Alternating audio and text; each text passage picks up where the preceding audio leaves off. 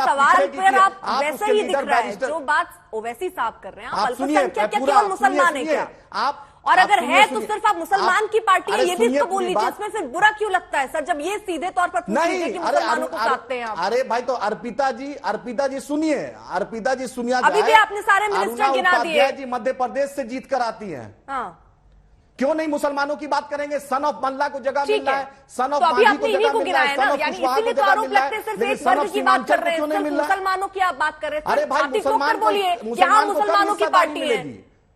अरे मुसलमान को, हम सबकी पार्टी है, लेकिन मुसलमानों की वकालत हम करेंगे, क्योंकि सच्चा कमीशन है, लेकिन वकालत मुसलमानों की करेंगे। हिंदू कमीशन कहता है मुसलमानों की वकालत मुसलमानों की करेंगे, सबसे कमजोर है, सबकी है, लेकिन वकालत मुसलमानों की करेंगे। ठीक है, कमजोर है इसलिए बोल रहे हैं। ठीक है शाहीन साहब पूछिए, आरजेडी से पूछिए, 18% में कितना मंत्रालय है आरजेडी से? शाहीन साहब क्यों नहीं हम अपनी बात करेंगे? सीमांचल के साथ ही सरकार में, सीमांचल के साथ क्या हुआ?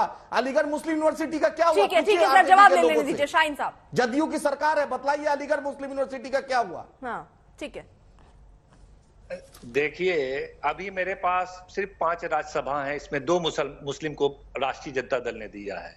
मंत्रालय में भी 5-5 मंत्रालय इस सरकार ने दिया है। विधान परिषद में भी 2-2, 3-3 माइनॉरिटी के लोगों को दिया है।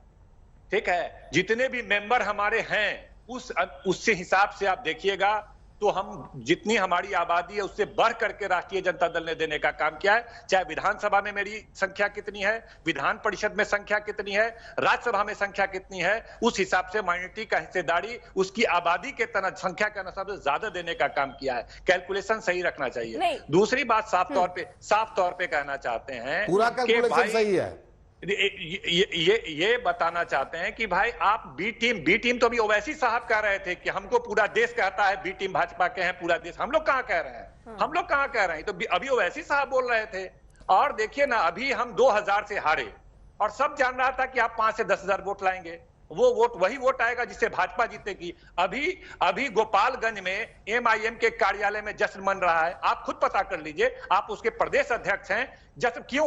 क्योंकि भाजपा जीत गई, इसका जश्न मन रहा है एमआईएम कार्यालय में। क्यों भाई? आप तो हार गए ना, आप तो हार गए। आपको तो रोना चाहिए, अफसोस करना चाहिए कि हमको बहुत कम वोट आया, हमको जीतना चाहिए था, हमको विधायक बनना चाहिए था। आप 12,000 वोट पे ताली बजा रहे हैं क्योंकि भाजपा जीत गया। भाजपा जीत गया, ये खुशी है। आप ये चाहते हैं कि आप गुजरात में आप खड़ा कर दें और 2% वोट काट लें, आप हरियाणा में खड़ा कर दें 1.5% वोट काट लें। भाजपा कैलकुलेटेड लड़ाई लड़ती है, 1% 0.5% की बात करती है। आखिर हमारे बीच कैलकुलेटिव जो बात आप कर रहे हैं, 3-4% वोट ये क्या आपकी पार्टी नहीं कर रही है सर? आपकी पार्टी नहीं कर रही है क्या? 6 में से 5 तोड़कर तो ले गए आप, उसके बाद भी ये सीधे तौर पे दिख रहा है कि मतदाता आप नहीं शिफ्ट करा पाए। क्यों तोड़ के ले गए? नहीं, आप देखिए, जो लोग आए अपनी मर्जी से आए, उन्होंने देखा कि इस पार्टी की विचारधारा से वो असहमत हुए। उनको लगा कि इससे हम ना आवाज उठा सकते हैं, ना आवाज का काम करा सकते हैं। एमआईएम के विधायकों को लगा कि हम आवाम के काम तो सर एक बात बताइए ना मुझे, जब आपकी पार्टी में कोई विधायक पहुंचता है किसी दूसरे दल को छोड़कर, तो वो अपनी स्वेच्छा से पहुंच जाता है, और बाकी दल पर आप कहते हैं कि उनको खरीदा गया है। तो फिर सर यहाँ पर भी अंतर बन जाता है ना। फिर सबके लिए ये बताइए कि सब स्वेच्छा से जाते हैं। हसन साहब ठीक है, जल्दी से कंप्लीट कीजिए, अजय आलोक के पास भी जाना है मुझे। एक करके सर प्लीज। हसन साहब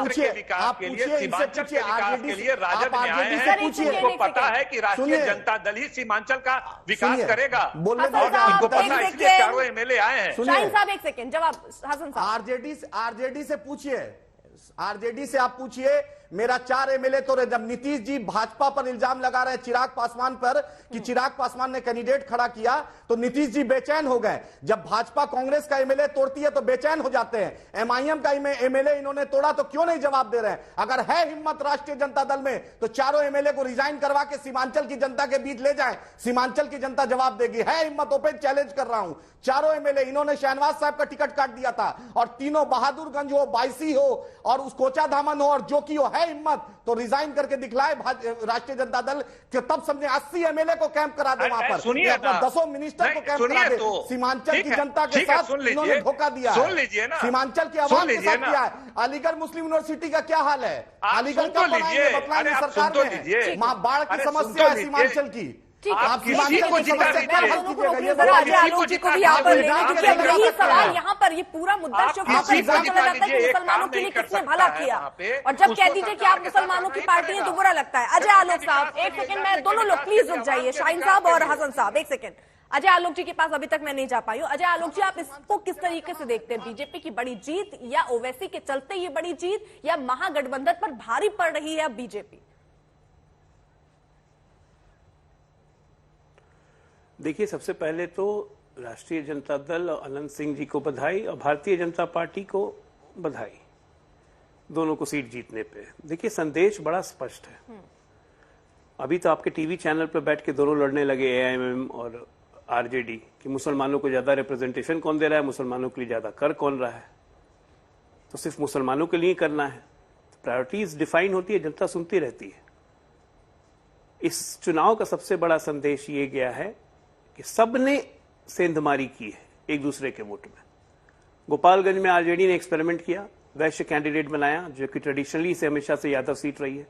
आरजेडी यादव ही लड़ाती रही, लेकिन उस बार उसने वैश्य बनाया, और बीजेपी के आधार वोट जो वैश्य माने जाते हैं उसमें अच्छी खासी सेंधमारी की उन्होंने। कॉम्पनसेशन हो गया एआईएमएम के द्वारा और साधु यादव के द्वारा, 20,000 वोट वहां कॉम्पनसेट हो गया। तो फिर बीजेपी कैसे जीत गई?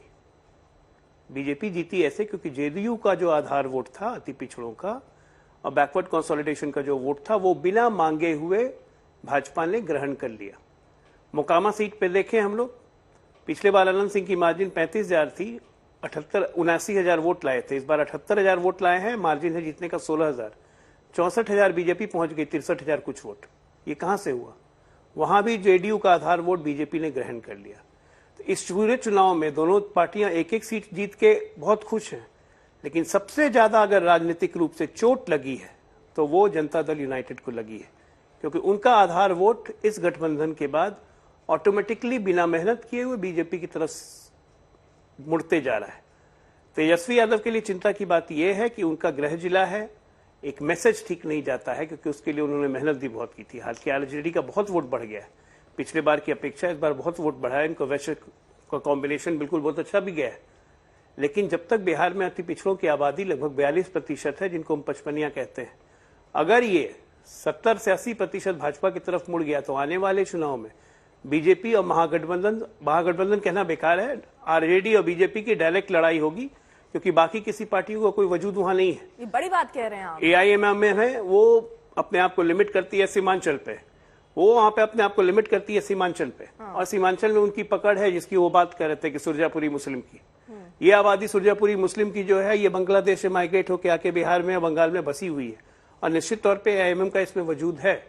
और एआईएमएम क्यों नहीं लड़ेगी? वो तो लड़ेगी, और उसको रखते हुए इनको देखना पड़ेगा। बीजेपी को भी ये देखना पड़ेगा कि भाई वैश्य कैंडिडेट वाला एक्सपेरिमेंट और भी सीटों पे हो सकता है। तो सब पार्टियों के बीच में विनर दोनों हैं, लेकिन लूजर सबसे बड़ी कोई है तो जनता दल यूनाइटेड।